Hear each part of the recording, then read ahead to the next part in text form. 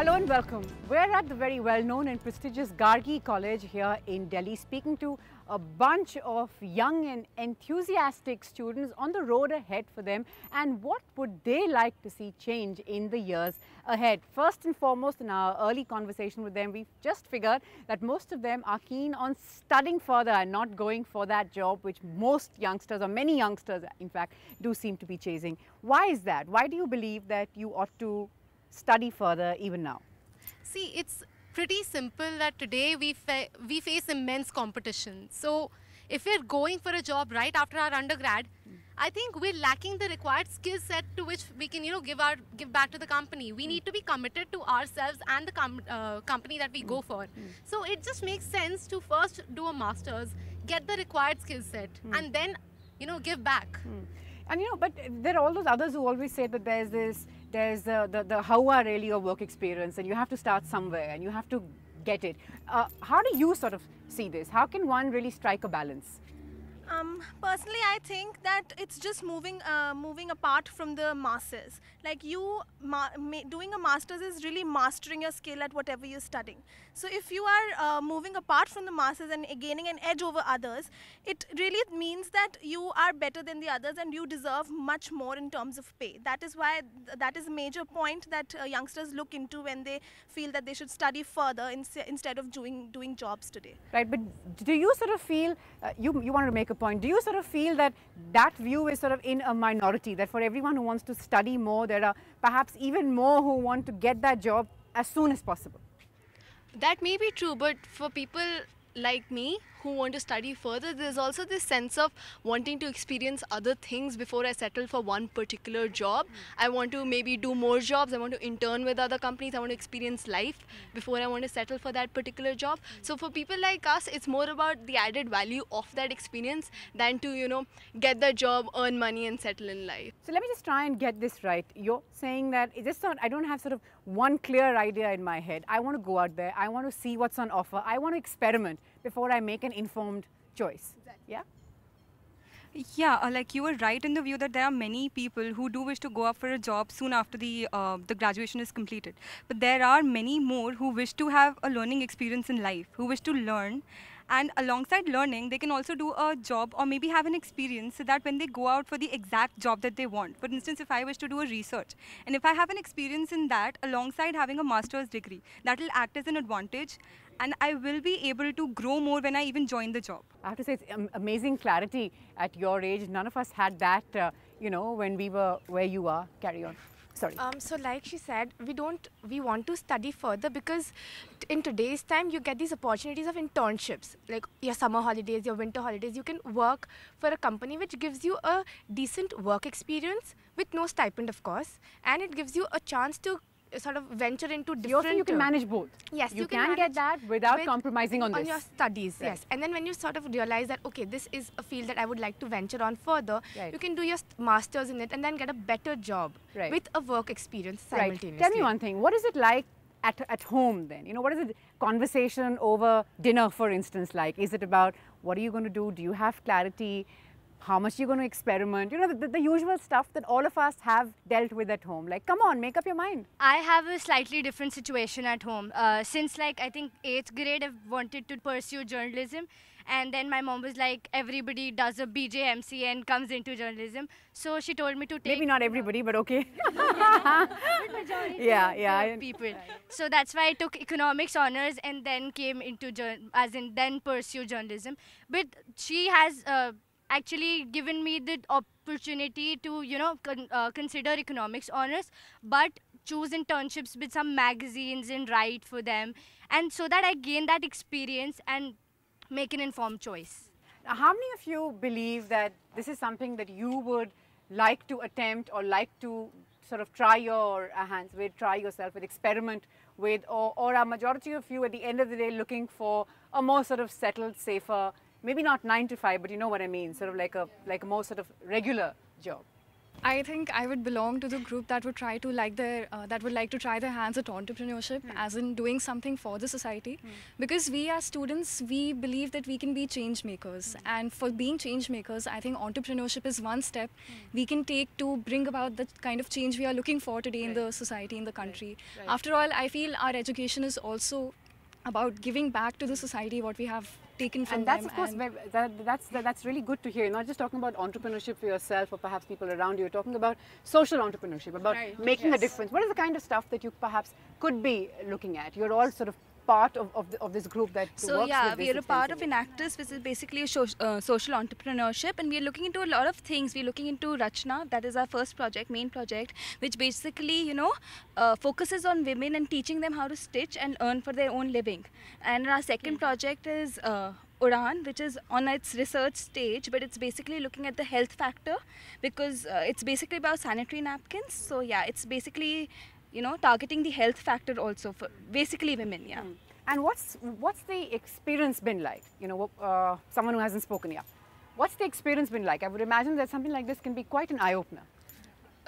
When I joined Enactus, I thought that okay, we'll be venturing into slums, we'll be going in the dingy lanes where there are impoverished people, and we'll be doing something for them. So I'll tell you my experience right now. The other day we went to the slum and we met the kids. Obviously, when they see people who are well dressed and they're entering the slums, they're curious, bunch of children. So they asked, "Didi, आप यहाँ पे क्यों आए हो?" So we said, हम आपकी मम्मियों के लिए business करने आए हैं. So the whole idea of Enactus is that we set up a business plan for the slum people. And see, we go by the code that if you give a man a fish, he'll be satisfied for a day. But then if you teach the man fishing, then he'll be satisfied for the entire life. So we believe in creating sustainability.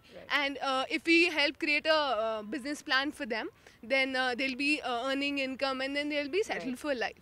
So set them on the path of sort of self-reliance and independence for life. Okay, what's the one big surprise that you've discovered in college? Not so much limited to your college, but about being in college, about being a college student in India at this time. Yeah. On the first day of college, I guess everybody would agree on that we have those initial jitters, because in school time you're like the pampered kid, and More also sort of secure, not out into the big bad world, as it were. Exactly, and then also that you're famous in school, and when you join college, Were you? Yeah, I was. I'll boast of that. I was very famous in my school. But yeah, in college, it's like you have to develop your identity once again. And so it gets you fidgety and nervous. But then I realized that something new, if you're confident about yourself, and if you have that high self-esteem, you can survive in any environment. And that must sort of come with its own sort of challenge and responsibilities, of course, because it sort of does open because whole new doors. there are always a positive and a negative side to the coin. So it's the same case in this scenario. We get to travel anywhere we want. It's no more like you go to school and then you have to take the school bus and go back.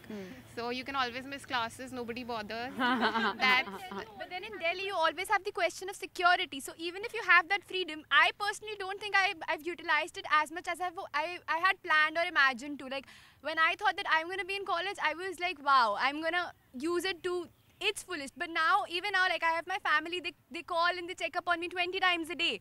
Every day, till now. I'm in second year now. They're like, where are you? Are you safe? When are you coming back? How are you coming back? With whom are you coming back? No, I can imagine, because it doesn't matter whether you're in second year or third year, whether you're working, whether you've been working 5 years or So, 50 anymore. So the That's surprise the sort of sad for me was commentary that even though I've been allotted a lot of freedom, I don't think I've utilized it as much as I had planned or, thought of doing. I have my share of fun, but not as much as I had thought I would. Right. If I can just sort of ask all of you now to raise your hands to answer this question. I'm sure it is, of course, very frustrating to be in this situation, to sort of go to college, know your responsibilities, know what you want to do not want to do, and all of that, and yet not be able to enjoy it because there's this great shadow of your safety lurking on you. How many of you believe, and you can raise your hands if you agree, that this will change in the next couple of years? Not in the next couple of years, sorry. I'll just share this personal experience that I had. The other day I was at the Saket metro station and none of the auto walas were willing to go. So I called up, I sort of exercised my right. I called up the police and told them that none of them are willing to go. Within 10 minutes, the police was standing at the metro station for my security, ensuring that any one of the auto wallahs standing there will take me to the destination. And then they called up to check on me if I had reached safe, if he charged from the meter. I was very impressed the way the whole police functioned. It's always heartwarming to hear those stories. There might not be too many that one hears, but it's always great to hear them, so you know that they are on track.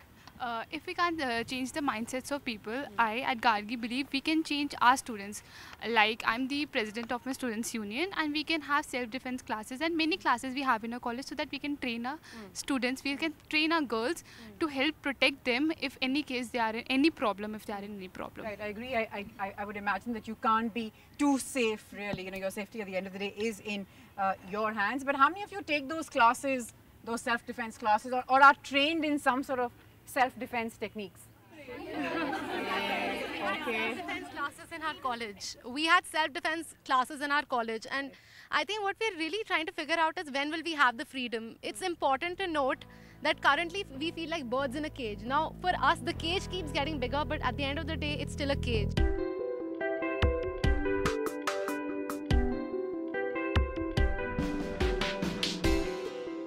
What about the quality of employable students? Quantity is covered, but the quality is missing. We need to lead on education and employment if we are to change these numbers that we are looking at. Current assessment frameworks in asking the child, I would like to know, what do you know, needs to shift to say, I would like to know, what can you do with what you know?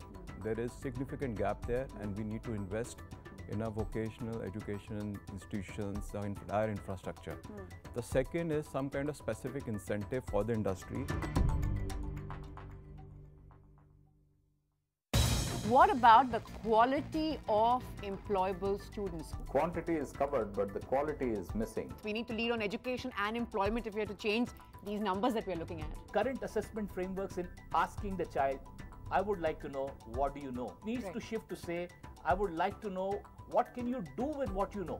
There is significant gap there, and we need to invest in our vocational education institutions, our entire infrastructure. The second is some kind of specific incentive for